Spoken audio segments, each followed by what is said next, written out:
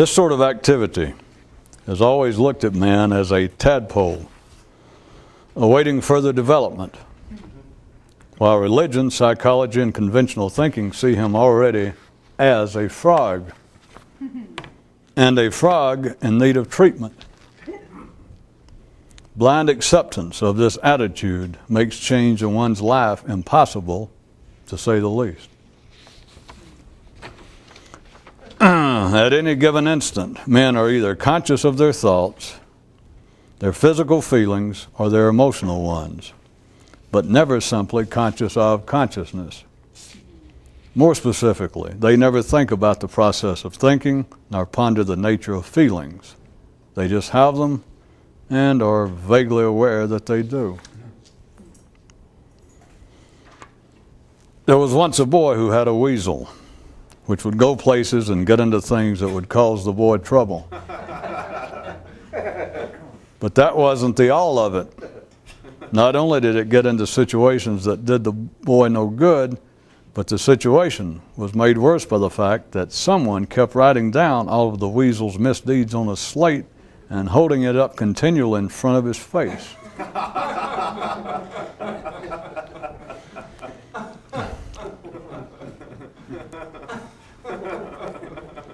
The illiterate jazz musicians went up from New Orleans to Chicago to achieve their fame, where they learned to read and write music. But somewhere between the two places, somewhere around Memphis, they lost part of their original inspiration and took up playing the blues. Do note that while all of this appeared to occur sequentially, it yet still all exists simultaneously.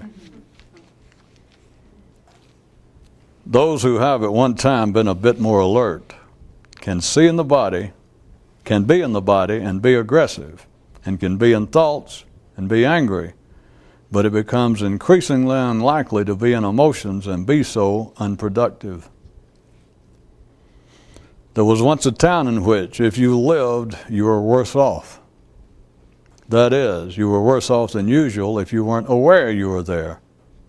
But curious thing was that if you were aware that you were there, being there could be of great benefit.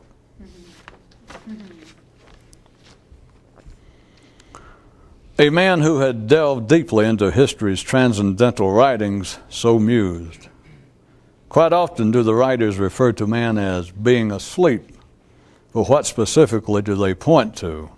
Obviously not the body, so is it him being asleep in the mind, which at first seems most likely? Or could they be speaking of him being asleep in his emotions? The man was surprised to have thought of this last possibility, and for a while it furnished him with much fresh energy.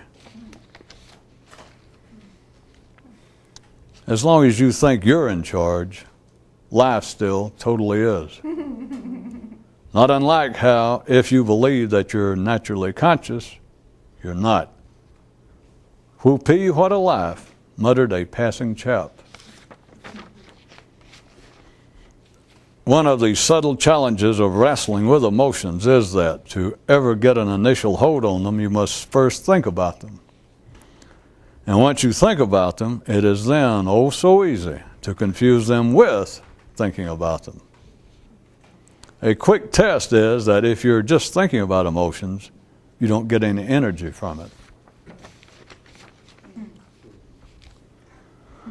All forms of life which survive do so on the basis of habit.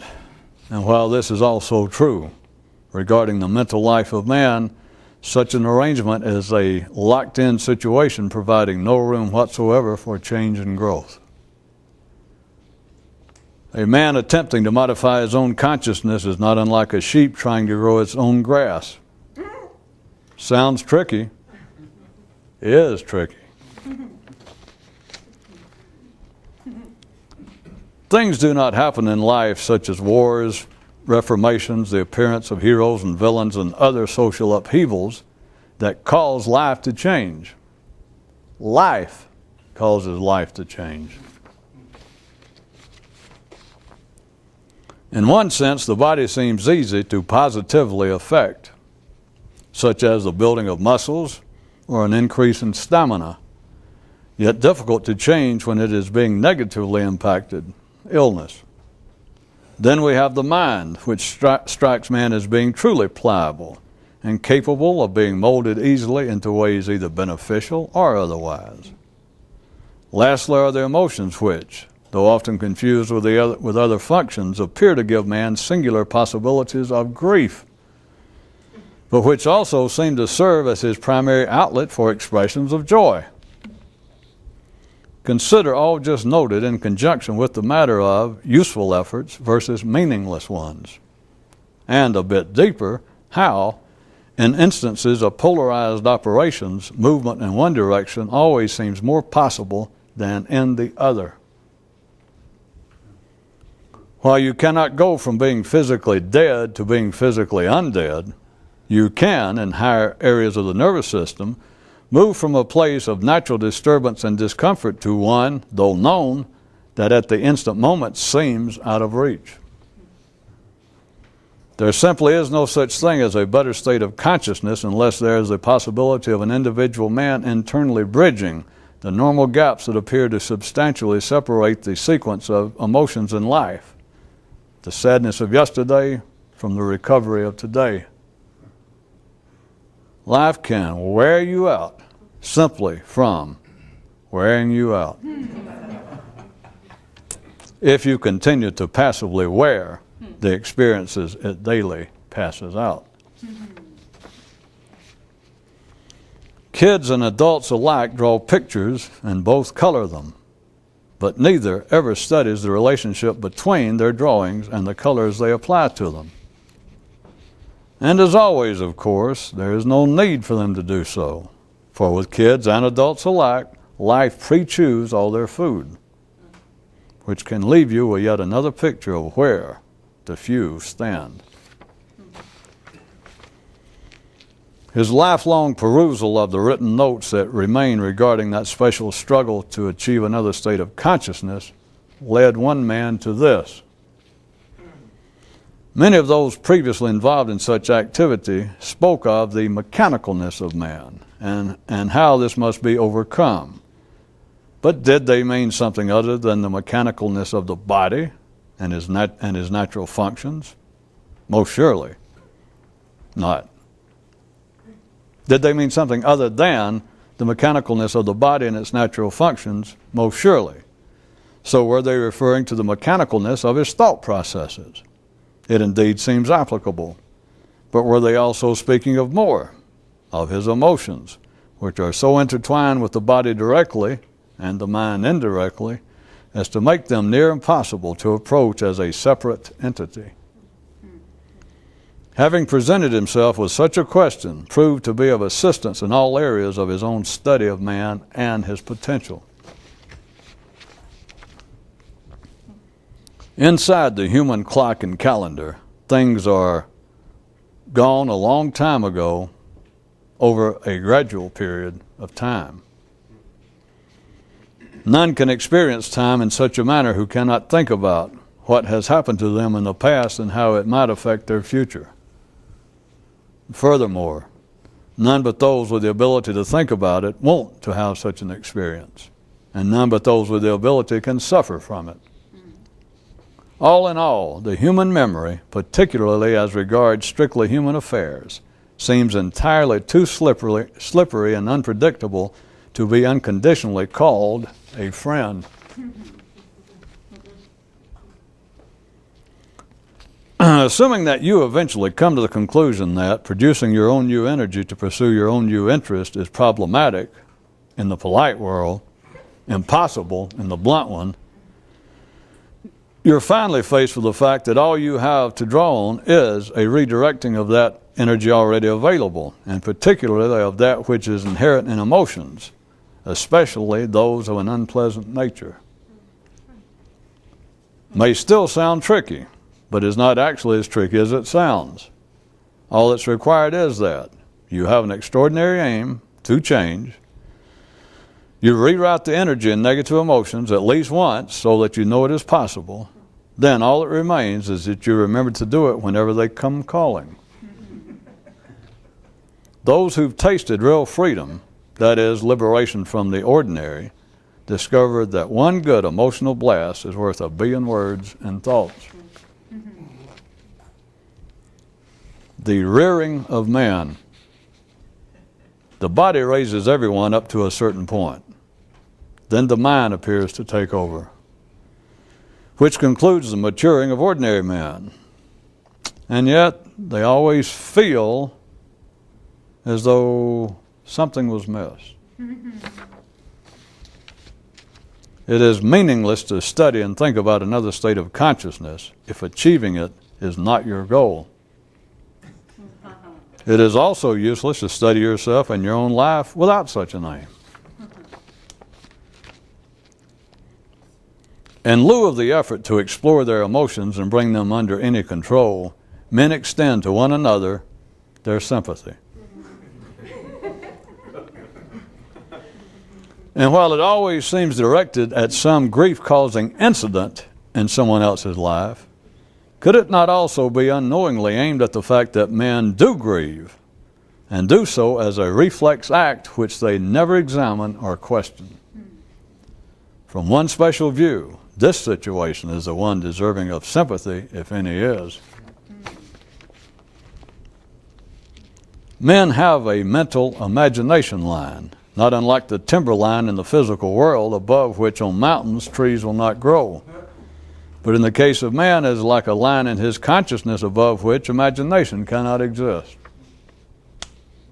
This area above the line is the seat of individual consciousness.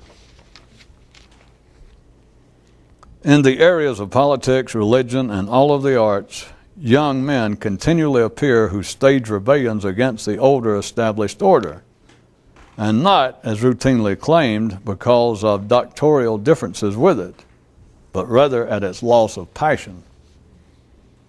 Do you not sense a similar necessity in your own desire for a personal revolution? After extensive study of the world's mystical records, one man so pondered, much has been written about enlightenment being a release from suffering, with suffering always surrounded by extraordinary cosmic insinuations. But what might this be a reflection of, whether the writers realize it or not, other than a desire not to experience those very feelings so common to man? This question led the man from his high mountain path temporarily onto a side one that he had not seen before. As regards the matter of useful and meaningless efforts, the efforts a man will ordinarily make are those which benefit life. But if your desire is for true individuality, such efforts may be totally meaningless. Things which are necessary and best for a herd may be of no significance to individual cows. And furthermore, if a cow has somehow been able to come up with its own personal aim, such things can then, in fact, be a hindrance. There is no intellectual theory to support this, only the passion and desire that it be so. For any chance of success, a man must relentlessly explore, and not the same areas over and over again, which has potential danger beyond redundancy. It's obvious that you can wear out the body, and apparently so the mind. But look what that leaves to work with. If you do not, by unexamined repetition, wear them also down to the level of hollow echoes. Life calls to everyone for them not to get off schedule, a call almost impossible to ignore. That which is almost impossible is tricky. That which is actually impossible doesn't exist.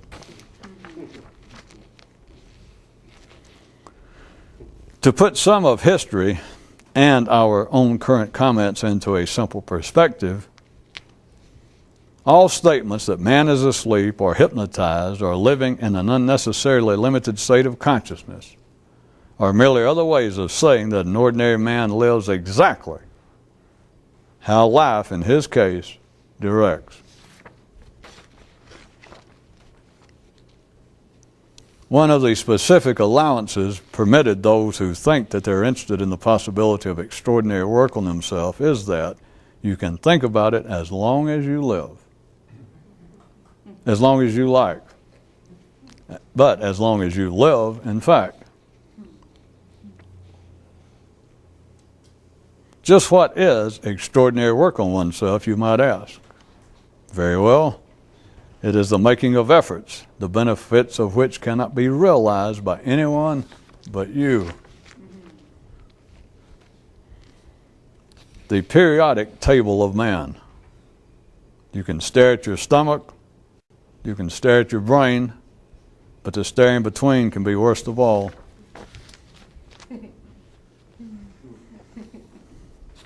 If you believe that life, for some specific reason, has made you like you are, you'll never be able to move internally from the position in which you seem to find yourself. Some of what men think of as personal flaws are in truth minor aspects of life's grid work of self-protection. Consider this. Men do not experience mental problems that produce the unpleasant facts as do those of the body and emotions. That is, mental problems offer challenges which are not unpleasant, and thus problems, in the sense that via ills and heartaches, physical and emotional ones are.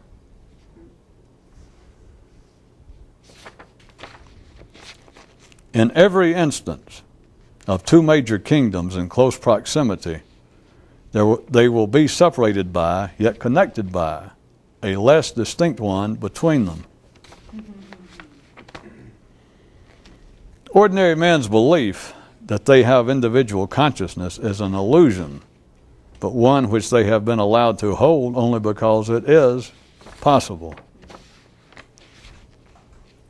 The unwritten menu. If you think there's little you can say about the body, and even less about the mind, just consider emotions and see what you can come up with. Life conceals many things under its skirt from man, and most of all its reproductive operations, which are not, by the way, limited to things physical. The alien space an alert man needs to explore is not off this planet, but in his own nervous system. Heartbreak, as regards the few, does not exist in time. It can only be right now, as in missing a present opportunity to struggle with natural passion. And a man once asked a mystic, can you be in some kind of better state of awareness and still feel bad? Not physically, I mean, like being sick, but feel bad, like emotionally feel bad. And the one receiving the question was quite impressed that someone would ask such. To produce the extraordinary additional energy a man needs for that extraordinary journey, it's hard for him to put his own self on the spot. But if you look around good, life's doing it for you constantly. Another tip for those in a hurry. A man's natural emotional reactions are generally not helpful for one seeking change and an expansion of understanding. And still another man steps forward to say that the most insightful words he ever heard from a human came from his father also. When the old man looked out over life and observed everything is in a state of flux. The mind's unofficial attitude toward emotions is, if they ever get right, bronze them.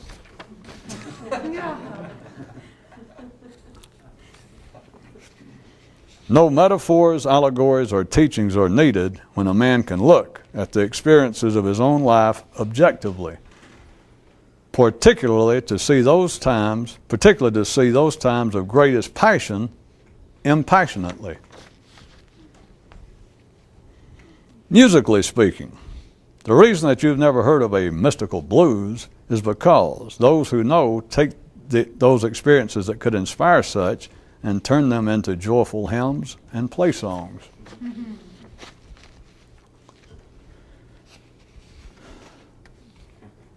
To try and satisfy that certain hunger, it has been said that a man must die before he dies. But more specifically put, would be to say that a man must get smart before, during, and in spite of his physical aging and increasing loss of passion for life, wherein the suggestion comes to him that he has somehow, as a matter of course, become wise. When life ceases active growth in a certain area, it will offer compensation. A real man does not want compensation. He wants the infinite excitement possible in a never-ending struggle to change.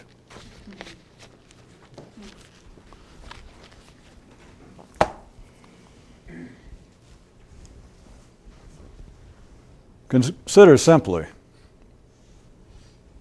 what this sort of activity is about. Historically being known by,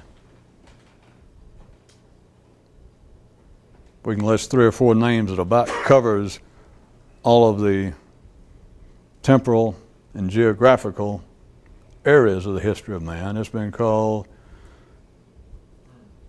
that the activity is for the purpose of enlightenment, or that the goal is for the awakening of consciousness, or the liberation of the mind, and a little more flamboyant approach, the struggle for reunion with the Godhead, or reunion with the source of creation,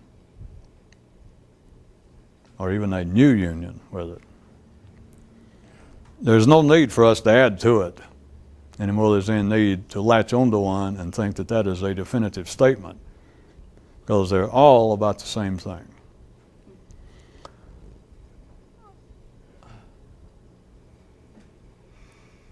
Another plain reality, or someday it will be, we'll assume, but a plain reality about the situation is that within everything that is publicly known and written about this sort of activity,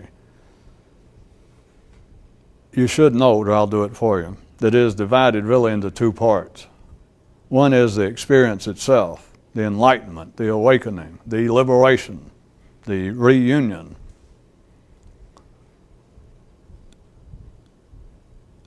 It is safe for me to say that for all intents and purposes, no one lives in that state. If you become the exception, fine. It would be my pleasure for you to come back and bring me up to date. I point this out for a reason, because it's not to distract from anyone's heroes or history's perception of past spiritual heroes. But the idea of someone reaching a state of enlightenment, and it is a once and for all permanent shift in consciousness.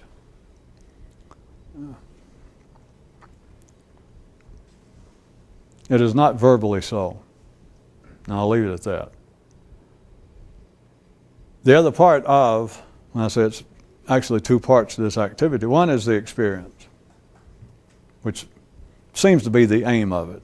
Let's just assume you can pick out any of the ones you liked that I mentioned. That is the aim of it, is to have the experience, the enlightenment, the awakening. The other part of it, since I am not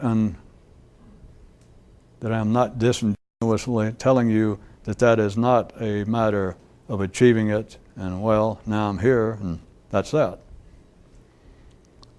So if I am being genuine with you in this, and the other part of it is the effort,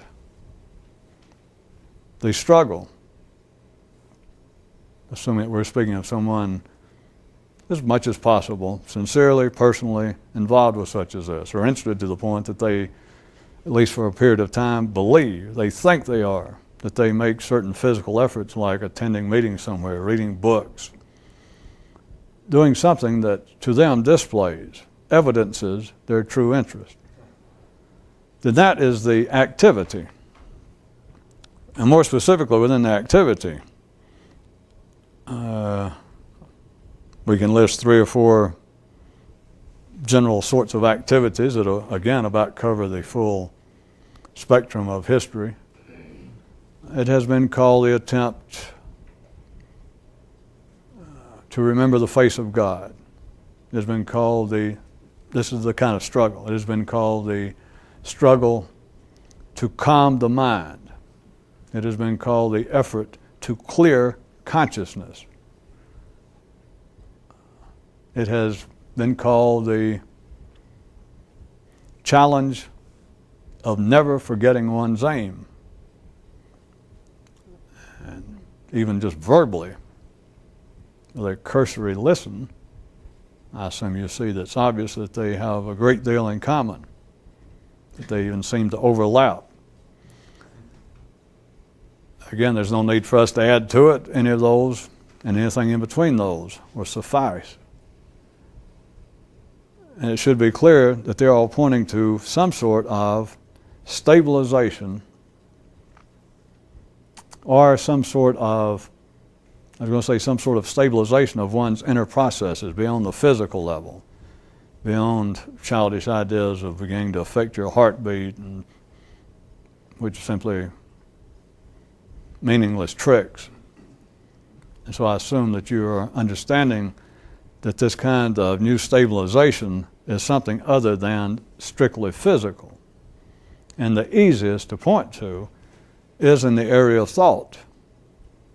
That's why historically so many of the descriptions of this activity and the descriptions of their methods point directly to mental processes, the liberation of the mind, the awakening of consciousness, the enlightenment, which is generally just left out the enlightenment, but if you think the enlightenment of what? The enlightenment of my body? I mean, it could be a little something there, but I mean, it doesn't really tell you much. So all of them, in some way, are pointing toward mental processes, the descriptions of the activity generally. Then the methods themselves, if you will note, are still along similar reference points. The attempt to remember the face of God or the name of God. If you do not get entangled with the apparent supernatural reference of God, pick out the first part of the description, the attempt to continually remember. And you know without any analyzation that the memory spoken of is not physical memory. It's not your body remembering how to ride a bicycle. It is the mind. It's that sort of memory, the kind of memory that is singular to man, or the attempt to calm the mind, the attempt to clear consciousness. All those descriptions point directly or indirectly. When they point indirectly, it's like you're left with no other choice. It's just a matter of elimination. But the majority of them point directly to some sort of mental activity, even though it may be referred to as consciousness. But I was going to say that the general descriptions, they may sound as though even they are divided into 2 major counts, but you should be able to see that there is a great similarity there. To wit, several of the descriptions seem to point to a stabilization in the thought processes, which it would take for a person to continually remember the face of God or the name of Allah, for a man to, or the one to continually count each breath one takes. All of that, don't get distracted with the idea of breath, with the word breath thrown in, counting the breath, or remembering the face of God. It's the first part of the sentence. That's where the method is. That is where the heart is the attempt to always remember, the attempt to count each breath, which just, they leave out the word to remember to count each breath, because to count each breath is no challenge. That's no problem. You ask somebody, could you count every breath you take? And everybody'd say yes. And you could say, can you remember to do it? And if they had any ability to see straight, they would try it a few times and go, no. So it appears that some of the methods are involved with a kind of stabilization, that is, bringing your thought processes under some sort of control, being able to focus. In a very crude sense, most people who think of the idea of meditation, it's along these lines, that you could focus your mind in some way and bring it right to a point to where it had the same kind of tensile strength as a good pumped up bicep does from 10 or 15 good reps of arm curls. That seems to be a very strong, under control muscle. The other one or two generally are most common descriptions, such as clearing consciousness. It may sound as though clearing and controlling or focusing might be two different things, but I was just going to point out to you that they're not, and I'm going to leave it at that. That any of you with any insight must be able to see if they do not appear immediately similar or synonymous, to see that they certainly overlap. They are both certainly, for a man who has any awareness of what's going on in his innards, not physically, but his other innards, knows that he does not, under any normal conditions, have control over the thought processes, nor are they ever calm and clear. In fact, if they accidentally are for more than several moments, a man becomes disturbed by it. Which I think is part of what pushed General Sarnoff to help invent television, or to make it available to the public.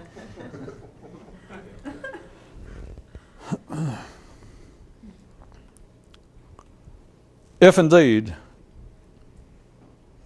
to say that this extraordinary state of enlightenment, liberation of the mind, is not something that is achieved and is a continuing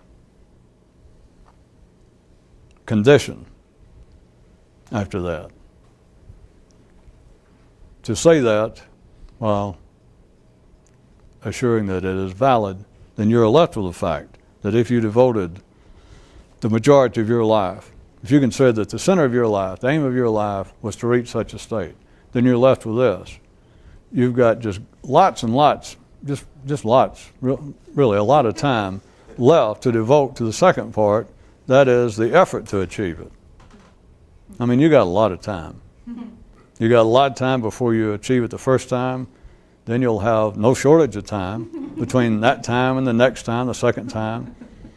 Then before it comes back again, you will not be sitting around thinking, boy, I couldn't hardly get my breath. It's just one enlightenment after another. No. That's not really the way it operates. So you've got lots and lots of time to devote to the struggle, to the effort. There is, I will point out, it takes no effort to do this, but there is, might as well give it credit, you could say an alternative way in which to spend your time, and that is daydreaming about it. Yeah. But that was thrown in as a free alarm clock as a door prize for everyone. All right, so if anyone's had an interest in such as this, if anyone had even watched these programs for a while and tried to absorb it, then I got to tell you, either that, or if you had just read in the past something about the idea of groups of people somewhere, some mystical order, that their whole idea was to try and reach, to achieve a state of individual reunion with the Godhead, back to the fount of creation, to in some way reunite yourself to it. And that the method to do so was to never let your consciousness lose an awareness of creation or the Godhead, whatever. Now, if you had read that and you were the sort of person that was already wired up and born to travel, born with this kind of hunger, it does not seem that way, but I'm assuming that everyone has been long past having just read or thought about that one time. But if you kept reading about one time, that you keep repeating it, the fact is, to believe that you need additional information to reach the state by whatever name and term you may be using as your operational definition, to believe that you need additional information is not true. I know it appears to be otherwise. But let us say that a person with an indigenous interest in such as this, and they stumble around and they run across some book. It's the most common way. And they read about some past mystical effort that said that the point of people such as you, if you're reading it and find it of interest, that the purpose of a few people on the planet, their only interest was the liberation of the mind. Let's use that one.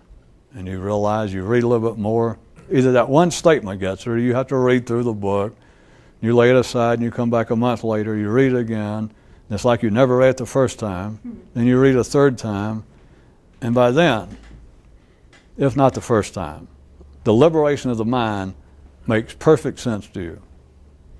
You have no question, and I just picked that one at random, out of the several major ones that I retold to start with. Let us say that that one just strikes you. The liberation of the mind. It requires no defense, no explanation. It strikes you as absolutely adequate. That right then, if you had your one wish in life, it would be to experience the liberation of the mind. Not that you could explain anything about what it meant, not that you could defend your choice, not that you could in any way try and offer a description to your best friend, even though you'll probably try it, as to why that you want to point to it and read it to somebody. But it's not necessary, finally, that somebody else agree to it. You read that, and it's like, well, until further notice, until my understanding improves, or until I find a better explanation, that, by God, is it. That's what I want. And in the early passion of youth, when I assume that you would have read such, a person will come to the conclusion, make their own personal decision that I will do anything. I will do anything to reach that state. And they mean that as sincerely as is possible. Mm-hmm. And the question soon becomes, though, is, all right, I've agreed that I will pay any price required to achieve that. And within a reasonable length of time, it becomes a new question about, well, who's going to tell me what the price is? Yeah. It's like you're staying out there in the plain of life somewhere up on a windswept cliff, and you're hollering, you turn out your pockets and you say, listen, that's what I want. Somebody out there, life has made somebody in the past describe it, they hit me. The liberation of the mind, here I am. I'm ready to pay. I'll jump off the cliff, maybe. I'll come close. I'll sure as hell do anything short of death right now. I'll do anything for it out there. What can I do? So it's somewhat off-putting, can even become sort of discouraging. Some people, in fact, get past discouraged and just become pissed and decided to appoint themselves gurus or forget about it or go back to drugs. But there you are, prepared to pay any price, that you have selected one, apparently, if not the other way around, but you have selected one, the liberation of the mind. And when I say sincerely, I'm not being sarcastic. That is as sincere. It is more sincere than most decisions an ordinary man can ever make, that you decide this is it.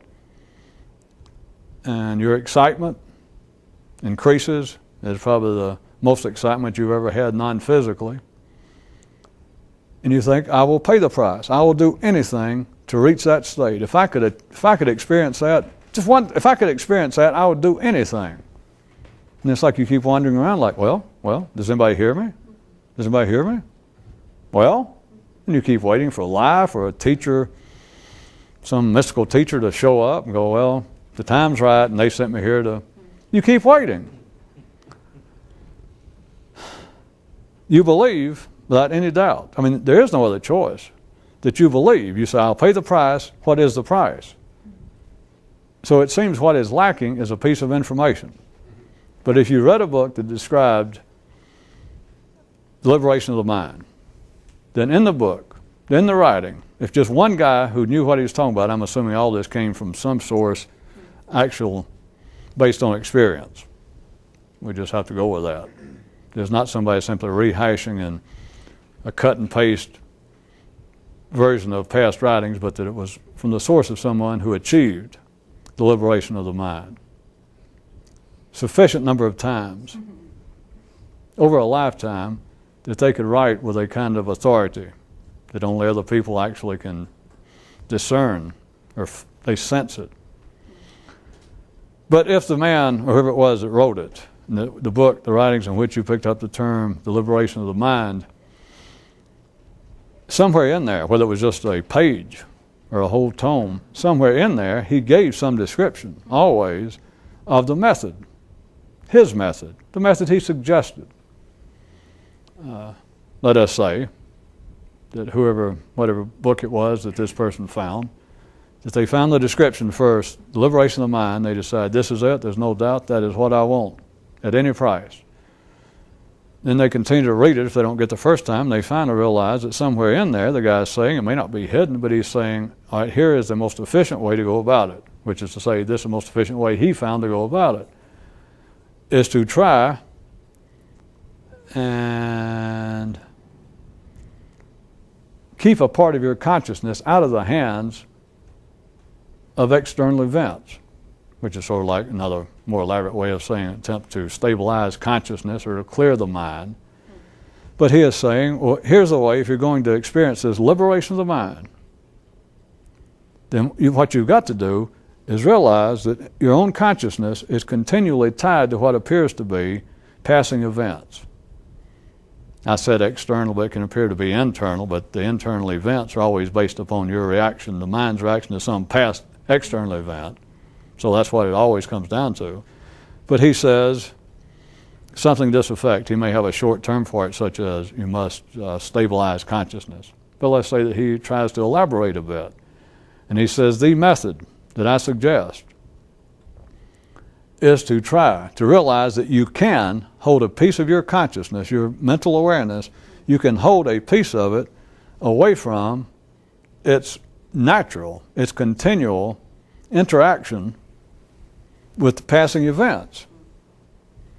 Of course, as always, there's a trick in there, because if you can do that for any length of time, you already realize a lot more than I'm going to try to put into words.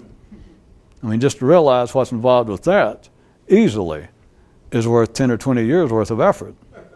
Easily. Even though people could hear that and say, well, I got you.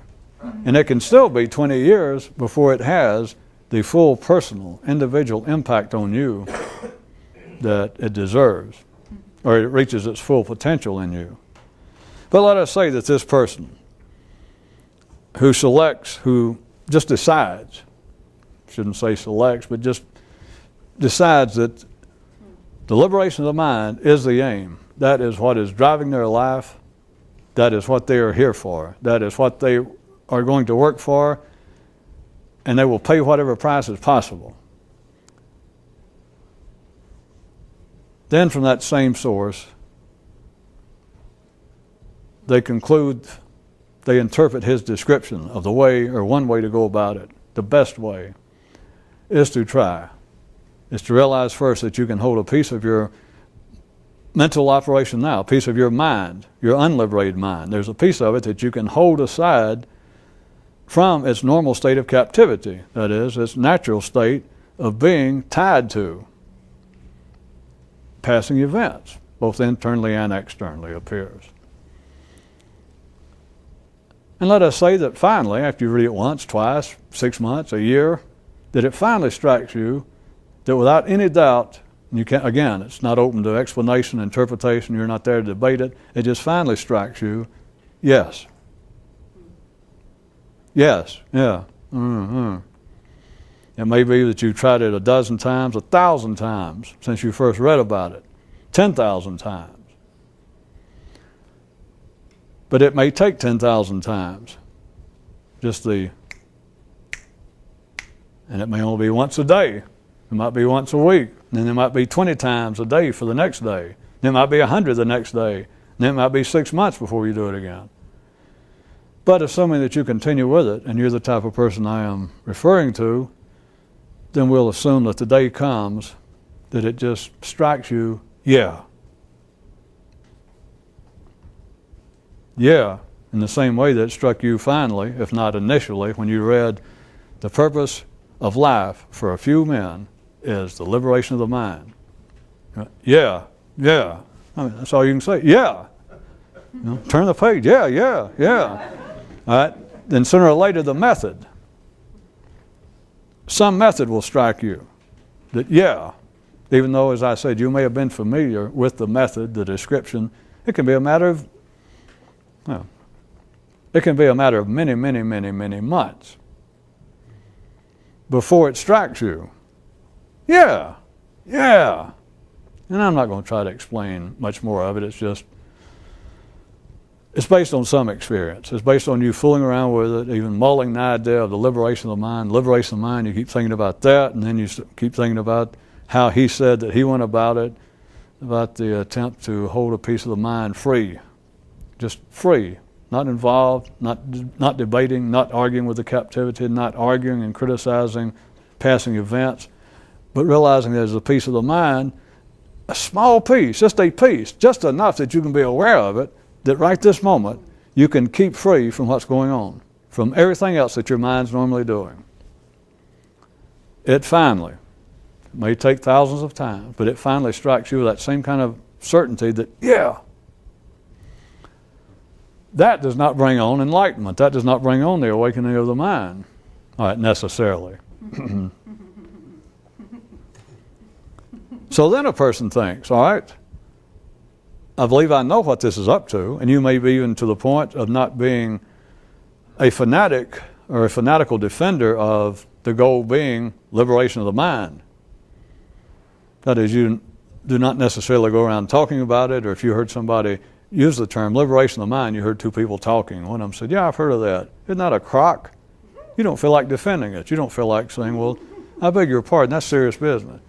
It's that you now have some certainty. You're not that concerned. You have no icons verbally to defend. That will assume you're to the point that you realize there could be a better description than this. That's just the best one. That's the one that hit me. Also, it will strike you that there could be another description of the effort. Because even after you reach the point of that particular method, that you've reached the stage, it does not, as I suggested, necessarily bring on an instant liberation of the mind.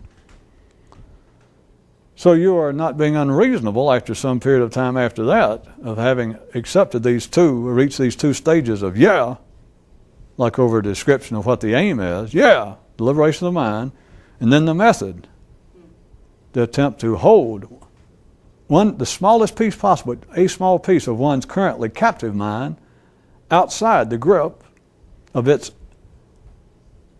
affixation to passing events. And finally, that too hits you. Yes. You got those two yeses down. It seems like you have got the aim down. As I said, there are two things: the state itself, the description, and to realize that there's some method to achieve it. But the two yes eventually strike a man as being somehow lacking. That is, you still have not reached the state of the liberation of the mind.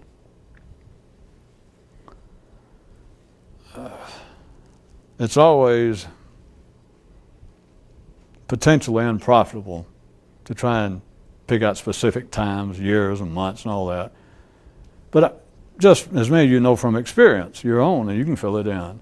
But after that those two kind of personal yes, you could say that the person then is more so than ever, more so than as when they started, irreversibly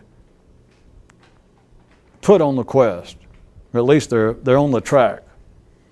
It may be to the point that they could not now, without some sort of apparent extreme discomfort to themselves, ever abandon this completely. That's not to say that you can't wander off from it for a long time, but those really with the virus, they keep wandering back, and oftentimes, and there's much religious mystical literature publicly available wherein this is noted in various ways, They keep finding themselves wandering back, and they express, sometimes poetically and sometimes rather colloquially, bluntly, they express a kind of rhetorical musing that, you know, sometimes I wish I'd never heard of this. Or as they might say in Norway, it seems like I was finally convinced that I was to be a fisherman, and yet here I sit, and I can't sometimes fish or cut bait. Yeah. All I can seem to do is bitch about the weather and the rocking of the boat. And I'd have been better off if I'd never even heard of this stuff. Yeah. Poor old them. Poor old everybody. But you're to the point then, let us say, that a reasonable length of time has gone by and you still have not achieved it. More than ever, where does a man look? Or if he has to think, what is lacking? As it was in the beginning, when he thought, well, I'll pay the price. I'll pay the price. No, what's the price? What was lacking? Additional information. That is, what's the price? And then he concludes that the price is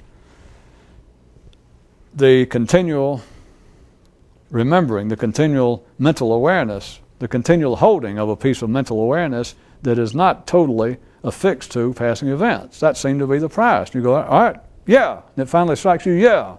And everything that entails. That is, you accept it, yeah, that's the price. Yeah, that seems to me the proper price. Yeah, the price now makes sense. Now I see what it is. I understand indeed it is a price. It is something that cost you dearly to try and remember to do. So as best he can, this fictitious but sincere person, they go a not unreasonable length of time and they still have not achieved the liberation of the mind. What will they think then? What is the only reasonable thing to conclude sometime later on as to why you have not yet achieved liberation of the mind? What is lacking? To a reasonable person, there's only one thing going to come to mind. Additional instruction. Yeah. Additional information. I want to tell you that is not true.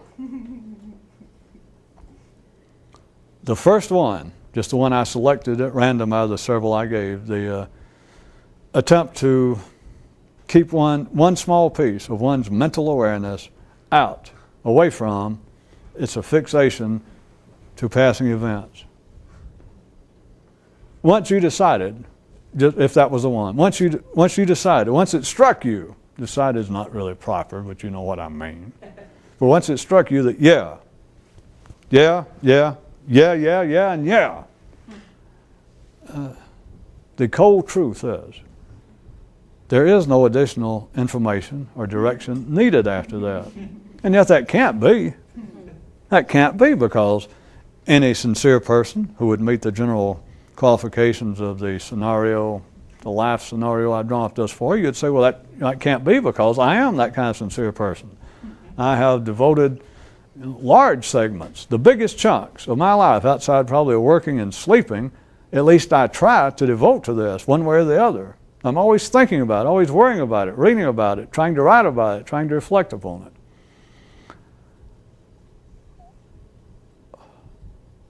There is no external objective reality to this one statement, but you already know this. Any of the descriptions, any of the methods, like the attempt to calm the mind, the attempt to focus consciousness, they do not exist out there as an objective reality. So just because a person just because it struck a person that, yeah, that's it, the calming of the mind. Let's do that since we're running out of time. That's easier to say than my long description. The calming of the mind. If that's the one that struck you, that the liberation of the mind, the way to go about it, the way to achieve that extraordinary state, that state in which all questions are answered, that everything you ever wanted to know is just right in front of your face. It is the experience. It's the experience without equal. And let us say that the method that you read about that finally strikes you is to calm the mind. To calm the mind. You work with years on it, and you still have not achieved the liberation of mind. So your only conclusion is Not unreasonable is, I need some additional information. I thought that was it. It struck me as it to calm the mind, but something is missing. The passion of it. There is no other information needed. And information will not achieve liberation of mind. Information will not awaken a man. Information will not bring on enlightenment. And yet you must start there. But what is missing?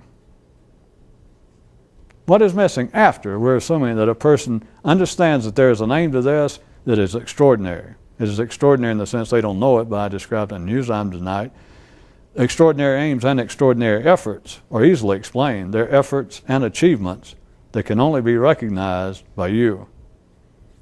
No one else realizes that what you're doing does you any good. I mean, just in case you want a description to play with, that's it.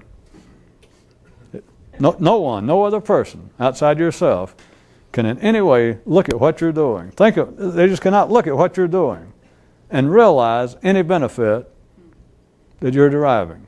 None. If you're really desperate and out of town and semi-catatonic and you can't remember, how can I tell? There's how you can tell.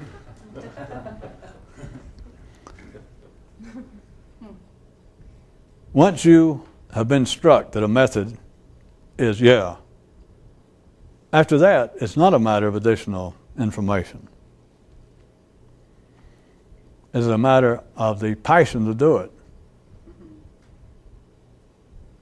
There is a dynamic at work that I've mentioned several times, but I'm going into more detail obviously now next time, having to do with the way life's arranged, that the passion to do something comes in a sense from one view, from a minority view, that the passion for life comes at the wrong end. It comes at the right end for the herd. It comes to the right end for man collectively, but it's for the benefit of life, the overall benefit of life, because the passion for life primarily comes out in men sexually to keep life going, and the passion is where it should be. You might say the passion for sex is when it should be. Is when men and women are in their prime, which is physically in your prime is somewhere this side of 22 or 23 years old, probably. And so that is where the passion for the benefit of life in general, that is where it peaks. But from a minority view, that is from a view not taking into account the overall health and benefit of life, which of course you don't have to. I mean, like by now I've got to point out to you that life's health is just hanging by a thread, just waiting to be sure that at least you consider it and you're concerned about it. I mean, that'll really help a lot, make the difference. It is from a minority view that the passion for life is at the wrong end. I was going to say, we got to quit the tapes out and don't get the blues till next time, like you're going to age that much between now and next time. That's going to make all the difference in the world. Of course, you could think, well, it's possible. Yeah, it's possible. But try not to.